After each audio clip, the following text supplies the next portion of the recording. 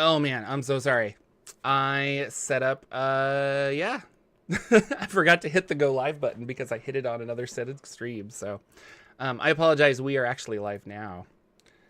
And yeah. Live stream woes, guys. I apologize.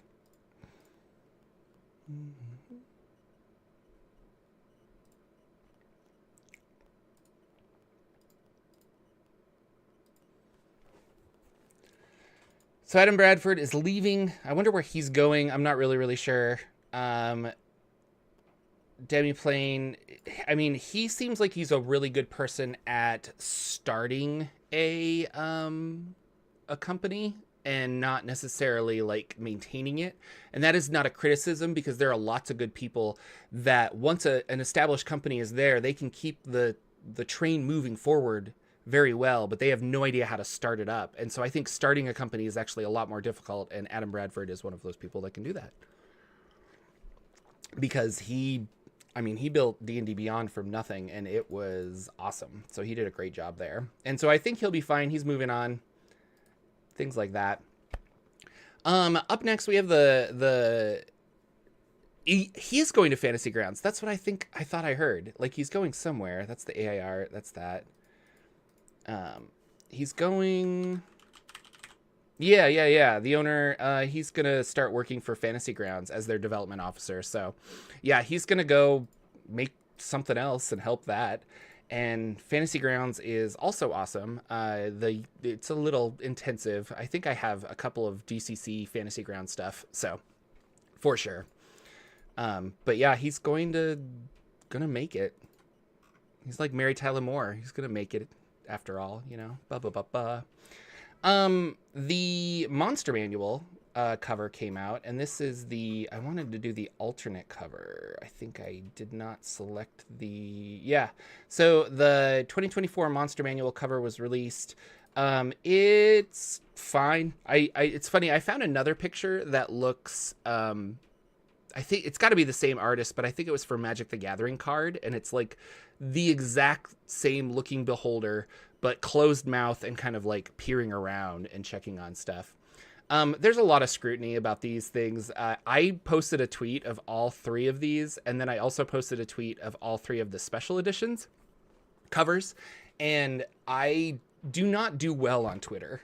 I probably don't do well on most social medias, even on my own YouTube channel, but that tweet like super blew up, and like for me at least, and lots of people were running around and doing like just going crazy like that. And I want to say that shield is what that person's casting. And I also, if you zoom, I don't know, can I zoom in? Woo! Zoom in. So this character right here, this is Minsk and Boo. There's a little hamster right underneath. And, well, that's too big. And I'm pretty sure this is the current Blackstaff of Waterdeep. And that is the said Blackstaff that she is holding. So, straight up from Forgotten Realms. We got those guys. Which Minsk and Boo are always funny as they pop up, and they're from such a long time ago, if I remember. So, and then with that, we got the 2024 special edition Monster Manual cover. And again, we're, scrutinizing it because I guess we can. I was thinking about MCDM. This made me think of MCDM because they were like, what's the name of your RPG? And they're like, well, we know it, but we don't want to announce it today because everyone's going to they're going to scrutinize the name for no reason. And I feel like this is the same way. It's like, these are the covers, and everyone's like, oh, when really we should be scrutinizing what's in the book rather than what the cover looks like. Because the cover is just to grab your attention at a store for somebody who knows nothing about Dungeons & Dragons. That being said, though, I do like these alternate covers a lot. I was hit or miss on the regular covers, but I kind of like that. So Wizards MCDM was like, I'm not going to tell you what our thing is because you're going to over scrutinize it, and then at the end of the day, you're going to be like, hey, I'm playing the Gray Hack, and they're like, what's that? And you're like, oh, it's the MCDM RPG. Oh, okay, and that's why they went with MCDM RPG right now. So here are the other one, the alt covers. We have the Player's Handbook, the Monster Manual was just released, and the Dungeon Master's Guide, which I think is my favorite because it's just a happy smiley lulth, just wrapping up some dude. This is interesting though because I think this is the Emperor from Baldur's Gate 3. So this isn't really spoilers for Baldur's Gate 3, but there is a character in that called the Emperor who's an Illithid, and the only reason I think that is because of these tendrils on his outfit. He's got these like spikes going on. And then the one here has the exact same spikes as what it looks like to me, like on the top. So it could be a nod to Baldur's Gate 3 as a character. I mean, why not? Because the Blackstaff of Waterdeep and Minsk are on the other monster manual. So it would make sense to me that these are characters. And I think we saw some interior art for the Player's Handbook that has the alternate character, or the characters from interior art of the Player's Handbook has characters from the D&D cartoon way back in the day. So, but yeah, that's the monster manual with all the new cover art. I do like the big 50 on the back. I think I was going to hold off and not buy these because I know that there's going to be like a year in, there's going to be so much errata. And I was like, you know, I don't really want the first run of the book. But now as the collector in me kind of wants these. So yeah, maybe we are getting stat blocks for some Baldur's Gate 3 characters. I'm not entirely sure. I don't know. Free RPG Day is coming up. So Free RPG Day is June 22nd. And I think we'll go for the 4 gamers to see what you guys can find. Oh, that doesn't help us at all. For retailers, I want to see what's in the kits. So I got my local place to pay for, they bought a free RPG Day kit. Okay, there we go. The publishing partners. So Free RPG Day is awesome, and my local game store is they're offering to run a bunch of games. So I volunteered to run Dungeon Crawl Classics, so I will be actually running this, which is from DCC Day 2021, and this is Beneath the Well of Brass. It's a level 0 funnel, but I'm excited to run it. And other DCC news, I ran Shadow of the Beakman last night at my game store for just like a casual sign up and play new games kind of thing. And that was a lot of fun. But yeah, we have Obojima from 1985 Games. There are 9th level games always has these volumes of like free RPG Day indie RPGs. These are always fun. And then Return to the Dark Tower. So lots of lots of cool stuff. Goodman Games, obviously, they're going to be doing a DCC module and probably a bunch of DCC, like the quick start guides that you can always pick up. Free League has Dragonbane coming out. So, I mean, lots of really cool stuff. You might get farther than other people. I know I had a couple of game stores seem to be taking these and then they prioritize like certain things. So if you scroll down, I'm pretty sure that WizKids is doing miniatures. So in my store, the miniatures are not available. They legally can't sell these from what I think, but they can restrict you on getting them. So a lot of stores will be like, hey, if you buy $50 worth of merchandise, that's when you can get a miniature. Or things like that. And then a lot of the other stuff that everyone's like, I don't know, this Renegade stuff, you can just have this. That's cool. And so you'll get the Transformers RPG and stuff like that. Or like a pass for Roll20, things like that. So you have to check with your things. I feel bad that Free Comic Book Day and Free RPG Day are turning less into a celebration of comics and RPGs, and we're keeping the free aspect, but it really is like, here you can have stuff that you're never going to look at again for free. And the other side of that is please buy a bunch of money to get the stuff that's kind of collectible that you want. But, you know, game stores got to make money. So I hear you. There, where was it? That's Humblewood.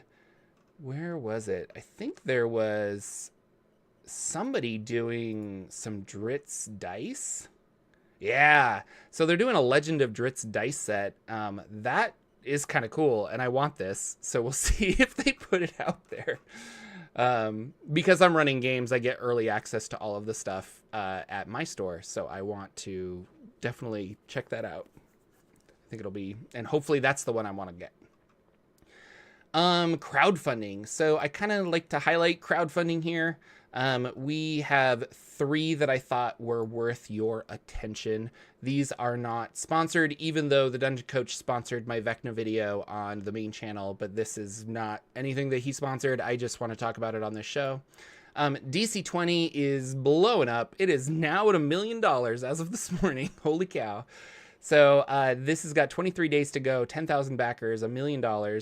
And this is his take of Dungeons and Dragons. Like, this is, a lot of people are saying, like, this is how he would push, this is his 6th edition. Like, I want to fix the things in 5th edition that were causing problems for his style of play, and I want to move forward with that. So it's getting attention, I think, because of that. Like, a lot of people are really interested in what does that mean? Because the 2024 Dungeons & Dragons is a lot like 5e, and we have Tales of the Valiant that's a lot like 5e. So what is this, like, kind of improving upon? And in my video, I did get to say, like, I got to play this with the Dungeon Coach at Gen Con last year, and it was a lot of fun. I was very surprised. I had a lot of fun. It's really good. And I think a lot of people will super get into the combat. I'm curious how the role play aspect, any mechanics there that will really help me. Like, he mentions that there are social mechanics and stuff, and exploration mechanics, and we didn't get to really test those. We just kind of had like a quick combat and then talked about the system a little bit. So, but yeah, you know, he's doing good, and there's lots of people talking about this. So, lots of people are chatting. Mr. Rex, lots of people. Bob had a video. He had a whole dedicated video to this. I know they're friends, so that's probably why he got a whole dedicated video, but still. Pretty cool. Yeah, so check out DC20. I have links down below. Another one. So Merry Mushman, man, they make really good stuff. And this is a double feature by the Merry Mushman. So we have Hounds of Hindenburg and Raiding the Obsidian Keep. I know very little about these adventures, but I love the art, and I just thought it was cool, and Old School Essentials has a special place in my heart. So, yeah, the illustrations are just so fun for this. I think it's so cool.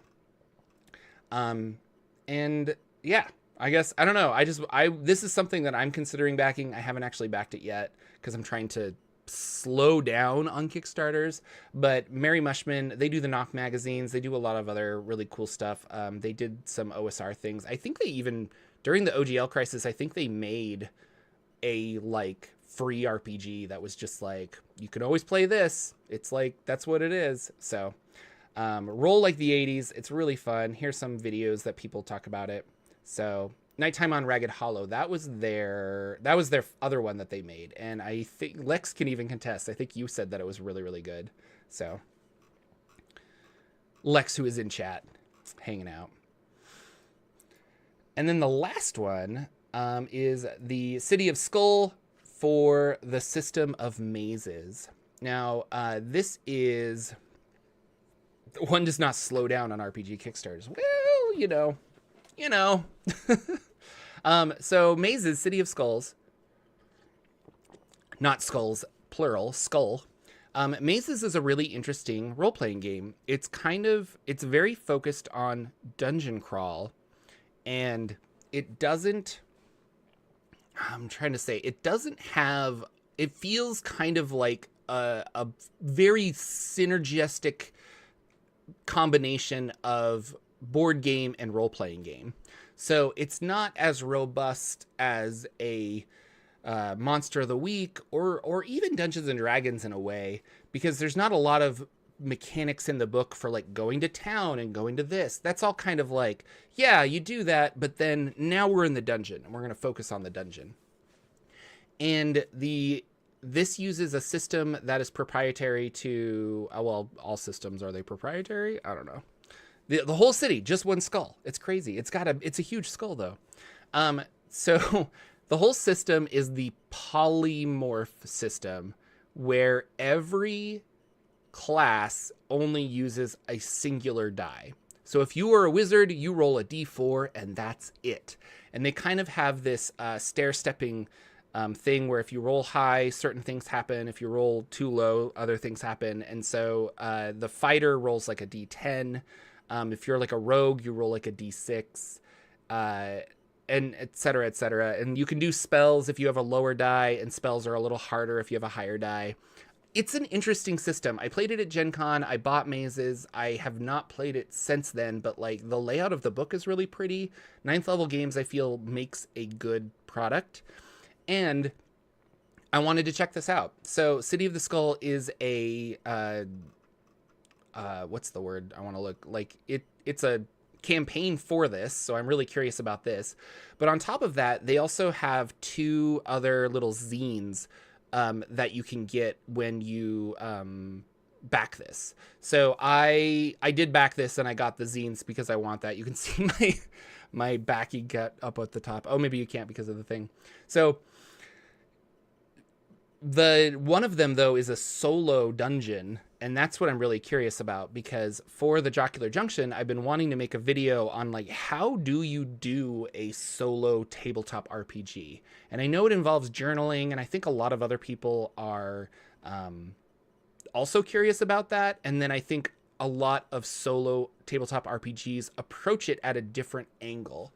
And that's something that I've never really been able to get into, is solo tabletop RPGs, but it's something I wanted to try. So this will be kind of my foray into that. And so I already owned mazes, but I bought City of Skull and I got the other stuff. And I think I bought the dice too, because I wanted the dice. So the Witch King destroys everything with their dread magic. Now we live in a world of perpetual eclipse, the last city alive on a sea of dust and sand called the Great Salt Waste. Without magic and treasures uncovered from the ruins and mazes scattered across the waste, even the great city of Skull will fall to the darkness. I mean, that's just 80s and metal. I totally want this. New rules for hex crawling. There's a campaign, 256 hardcover. Again, not sponsored. I just think it's really cool, and I wanted to try it. So, yeah. And then Beyond the City of Skull, is that the... Yeah, solo journaling RPG, Prison Tomb. So I wanted to try that out. I think it'd be a lot of fun. Yes, so Wizards and Wordslingers, you mentioned that 1,000-year-old vampire. I bought that as a gift for my wife because she likes vampires and I like RPGs, and I thought it was fun. It's a beautiful book, but that is one of them that I was trying to get into, and it just didn't click. And so we'll see. There's another solo RPG out there about like a giant... I don't know. I can't remember off the top of my head, but it's something that I think a lot of people are hesitant to try. Maybe that's just because I'm hesitant to try, so we'll see. But so Mazes City of the Skull, not sponsored, but you should check it out because I think it looks cool. And now we're gonna shift over to designing and writing. So for those of you who don't know, I'm trying to write an RPG at some point, and I'm kind of coming up with adventures and things like that. So in my spare time, I like to work on this. And lately I've been thinking I need to work on a character sheet because I'm kind of a visual person, and I wanted to create a character sheet so I could at least like show me, like, this is what I was thinking of how you should lay out your dice and how the mechanics should work. And so I've been trying to make a character sheet for Modular D6, which is my like dice pool D6 system that I talk about all the time, but have not released the rules yet. But if you're curious about that, you can follow me on jordan.itch.io because I will be uploading it there shortly. Probably just the text, no art, to kind of see what people think. I need to finish up some of the modules, and then I need to come up with a couple monsters. so that people could actually like try it out. But been working on character sheets, and boy, I've been like fighting Photoshop and trying to do a bunch of like stuff in there, and kind of like, how do I want to do this, and then I'm trying to translate that over to Affinity, and I'm like, oh, it's just not really working. So finally I just got like a huge sheet of paper, and I started drawing like, oh, I think I want it up here. And so now I've got about like 15 character sheets that I've like created so far that are just scribbles in my notebook, but it's helping me like visualize the layout. And so with that, I'm like, what do I want the audience here to take away from that? Write stuff down. I also started rewriting all of my modular D6 rules in a notebook, because it helped me with the wording of like, does that make sense? Like, it just kind of slows down your brain when you're writing on physical paper. But yeah, I'm having fun. I actually, my son is in swim lessons right now, and so I take him to swim lessons, and then I can sit there and draw like a couple character sheets and kind of fine tune it from there. So having lots of fun with that. So working on character sheets. And then other than that, I have a dungeon crawl that I'm writing to kind of go with modular D6, and it's called Boned, where you wake up as a skeleton in a dungeon, and you have to figure out why you're a skeleton and how to get out of there. And if you were like, were you a regular person? I mean, you were, but like, how long have you been a skeleton? And that's kind of the idea. And I think it'll be silly and fun when I can get around to finishing it. I've got about 2 floors done. Done-ish, you know, like done, and then I probably need to run it and fine-tune it, and then I want to get the other 2 to be finalized. But it's hard. You listen to Between Two Cairns, and you're like, man, these guys are so talented. I don't know if I should put anything out in the world because like other people are doing way cooler stuff than me. But don't listen to those vampires in your head and try to make really cool stuff. Home games. Plangia 5e. Usually it's today, but it's actually going to be tomorrow because my players scheduling conflicts, but I'm excited. So I kind of got burned out on 5e, and then with the OGL, I'm like, I just don't want to play 5e anymore. And it's been nice to get away from it. Coming back to 5e has been odd. I played DCC for such a long time, and now I'm realizing that although I love Dungeon Crawl Classics, it is roll tables the game. Because everything I do in Dungeon Crawl Classics, or everything my players do, is like, okay, oh, you rolled that. Let's roll on this table to see what happens. And then on that table, it says, now roll 1d4 to see how many rounds it's going to last, and et cetera, et cetera. So it's a lot of rolling and reading, especially with spellcasting, and we're always kind of confused about certain things. And I'm confused about where I find fumble tables, and I'm flipping through the book. I ended up getting the reference booklet, which helps a lot. But that being said, I forget how well I know 5e at this point. And so sitting down and just playing it feels really easy. And my personal challenge is, how do I make this prehistoric? And so there's a lot of times where I'm like, I don't know. How do I make that prehistoric? And like, we don't really have a concept of money. So I'm like, how do we do that? So I've been thinking about crafting. And Battle Zoo Bestiary, which is written and produced by Roll for Combat, it's a monster book, but it comes with crafting a la Monster Hunter. So it's the idea of like, go kill this monster, and then now you have this craftable material, and here are some rules on how to turn that into like a weapon or armor things. Feels like it's going to fit really, really well with Plangia. I haven't super finished reading it. But that is my goal for this evening, is to brush up on that and then have some like tangible rules for my players tomorrow. They are currently going into the Venom Abyss, which is part of Plangia, to figure out, Drow came up from the Venom Abyss and stole their god's like magical idols. And so now they're trying to get them back because their god is in a magic slumber that he can't awaken from.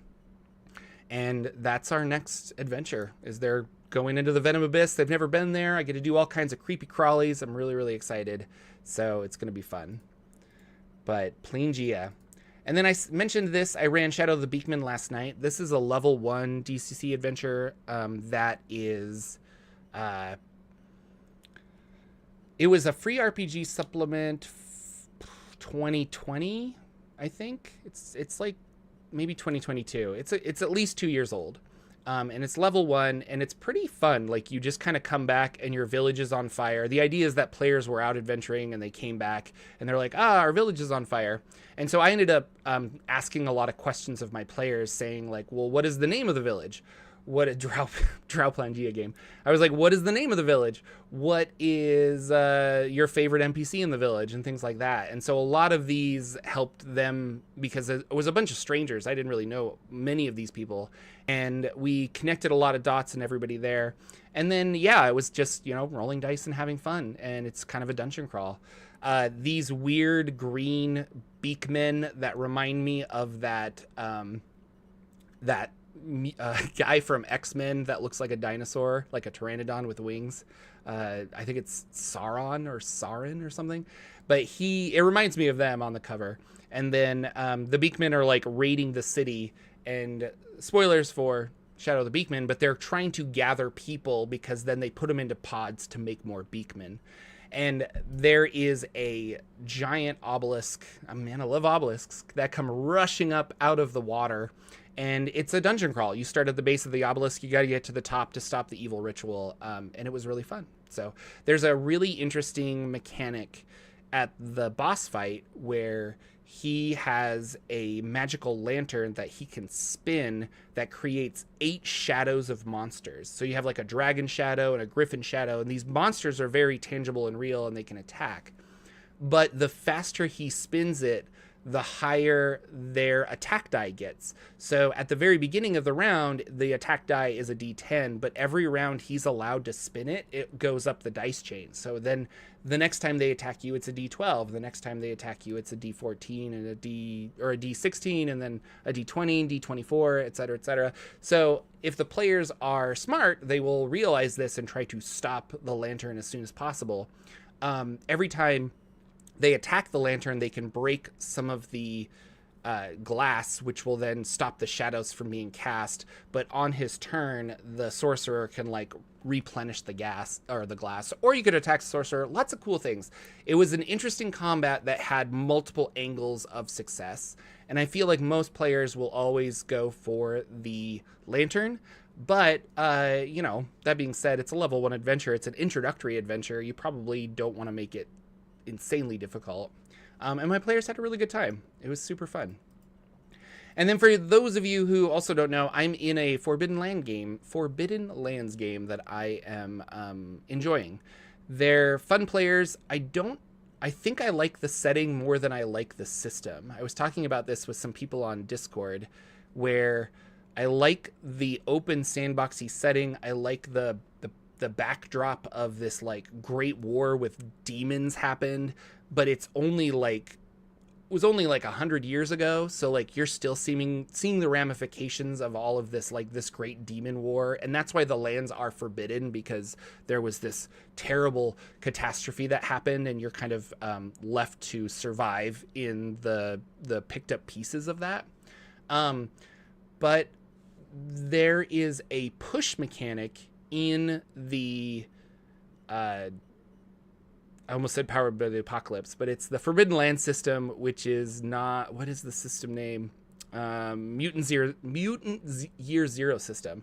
There's a push mechanic that if you fail, you can push your roll, which is re-rolling re-rolling anything that's not a 1 or a 6, hoping that you can get more 6s to succeed. And I feel like we're forced to do that because pushing is the only way to get resources to do your cool thing. So I push my dice roll to get these points that allow me to, and those stay with me until I use them. But like the pushing mechanic feels forced. And a lot of times I'm like, well, I succeeded, but I could succeed more, or I could like hurt myself if I try to succeed. So I don't know how I feel yet about the mechanics of Forbidden Lands, and I'm the guy that likes D6 dice pools, so I should like it. It's interesting because I played a game of Vaesen, and I liked Vaesen a lot, and I felt like the Year Zero engine worked better for that. But then after watching the Quinn's Quest video on Vossen, I was like, no, I kind of agree with you. I think that there's a lot of problems with it. But then talking with people about the Alien RPG, they were like, it works really well for the Alien RPG. Like, because if you do push a roll, that is the difference between life and death, but you're looking at like a super problem. Like, do I want to take this? And then panic rolls come into it. So I don't know. It's one of those interesting things of does system matter? And I was like, it does, in my opinion, because certain settings work better with certain systems. So, but we'll see. We're still playing. I'm not like hating it that I'm not going to stop playing it. But yeah, but those guys also really like indie RPGs, the people I'm playing with. And there's a lot of talk already of like, oh man, well, we should do this. We should play OSE. We should play this. And I was like, yeah, that's what's going to happen. We're going to play like 3 games of one system and then swap to something else because we're like, but we're already like four games into this one. So this might stay. We'll see. Yes. So thank you guys so much for hanging out. I also want to say thank you, Moa Peach. I believe you're a YouTube member on this channel because you have a little icon there. So I wanted to say thank you for becoming a member and supporting. You guys can support on Patreon, or you can become a member of this YouTube channel, and you get fun perks. And I'm going to try to release videos early to members, so you should be able to see them. Yeah. If you guys like this kind of content, please consider supporting. I will be happy to stay on and answer any questions here for a little bit. I've got about 10 minutes or so before I need to bounce. I do want to say, you said the author that wrote Gardens of Yin has a prehistoric game, Wolf Packs of the Winter Storm. I'll have to check that out. I'm really curious about it. And then, yeah, Diogo Nogueira wrote a game called Primal Quest that is also prehistoric and cool. And I did not think I would enjoy prehistoric RPGs as much as I do, but like I really like it. Like it's making the world Plangia, which I think it is 5e specific, but I really feel like you could use that entire setting for any fantasy RPG you want to do. And it would work really well with a Dungeon Crawl Classics, where there's more like high lethality. You just kind of have to figure out the monsters. But I love prehistoric Dungeons and Dragons. I didn't think I would. Like it's been so fun because the world is different and scary again. And maybe that's just for me because like my players, like I have a lot of new players who have never really played D&D before, so they're just like, I don't know, beholder kind of thing like that. But the way I can describe monsters is really fun. And I was reading Knave 2, and Knave 2, tangentially related, has a list of like, here's how to create like a weird monster. Just roll twice on this list of animals and combine the two.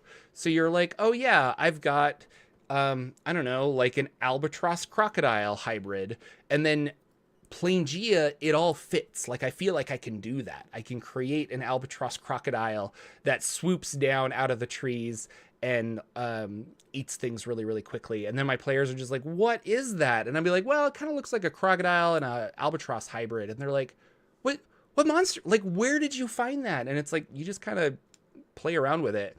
So the monsters and the weirdness of Plangia has been a lot of fun. I'm really enjoying it. Turtle Bear, exactly. I love that. Moa Peach asks, are you still looking for more game systems to try out? Looking for more game systems is probably not the thing I'm doing, but I definitely, they stumble and I find them quite a bit. So I want to try out Index Card RPG. And I want to try out Crown and Skull. I think I can run Index Card RPG. I think I need somebody to help me with Crown and Skull, unless I take it very serious and sit down to try and figure it out. So we'll see. We'll see where that goes. But both games I own, and man, Runehammer, he just makes good games. Was it Bob's latest video where he was talking about Runehammer, who he's literally like 10 years in the future of RPG design. And now RPGs are just catching up to what Hank Infernale did 10 years ago when he was writing Index Card RPG. So I thought Big Eyes Small Mouth is an anime D6 system. I thought that was a 5e system, but maybe they made a old D6 one. There's another fun D6 system that is free because it's crowd made and it uses the Final Fantasy intellectual property, which they can't use. So that's another reason that it's free. But it's called Final Fantasy D6, and I've been impressed with that one too. And then there's a lot of fun systems that I'm kind of looking at. Magic Lands. Let me look. Oh, Magical Lands of Yeld. I've talked about that game in other podcasts, I think, and things like that. That's another system that I've read that book many times. I like the idea of the game a whole bunch, and kind of like Mazes, where it really combines, it trudges that line between RPG and board game. But Magical Lands of Yeld just had a second edition that they released, and it is the second edition I haven't looked into, but the first edition I really, really enjoy. So Big Eyes Small Mouth was originally D6 and they modded it for D20. Oh, okay, that makes sense. And Sword World. Yes. So Lex was making fun of me because I was like, hey, Lex, check out this Sword World. And he said, I told you to read about that like 2 months ago. And I'm like, well, I'm reading it now. So Sword World is also a D6 system. And when Dungeons and Dragons went to Japan really loved the idea of RPGs, but TSR was not super supporting it. So if I'm remembering correctly, Sword World is them taking Dungeons and Dragons and making their own version of it. And their version of Dungeons and Dragons they made was called Sword World. And it's just a big fantasy world with swords and magic. And there is no official translation because Sword World is still going on. I think they're on their like second edition. It's still very popular in Japan, and the art is fantastic. If you've been watching Delicious in Dungeons, the Sword World art reminds me a lot of that. Yeah, and by the guy who wrote Record of the Lotus War. So Sword World, there are fan translations that are out there that I found, that Lex found first and sent to me, and I am now paying attention to them. And so that is also on my list to read because it's so popular and it's gone through so many revisions and it looks so good, you know? And it's one of those RPGs that like Americans are, because there's not an official translations, no one's trying to sell it here, probably because like the popularity of D&D, like why are we going to do that? But it looks really cool. So I'm definitely going to check that out. So, hey guys, thanks for hanging out with me. Thank you for all of this. If you enjoy this work, if you want to join the Substack, that's where I'll post this up as a podcast so you can send it to your friends, things like that. Again, links down below to all of the stuff that we did. Post a link for Sword World. I will stay on and look for a link for Sword World for you if I can find it. But yeah, thank you guys so much for watching, and please subscribe to the channel if you're new here. And again, we're live on Saturdays at 10 a.m. So if you're listening to the podcast, you can definitely come and hang out with me then.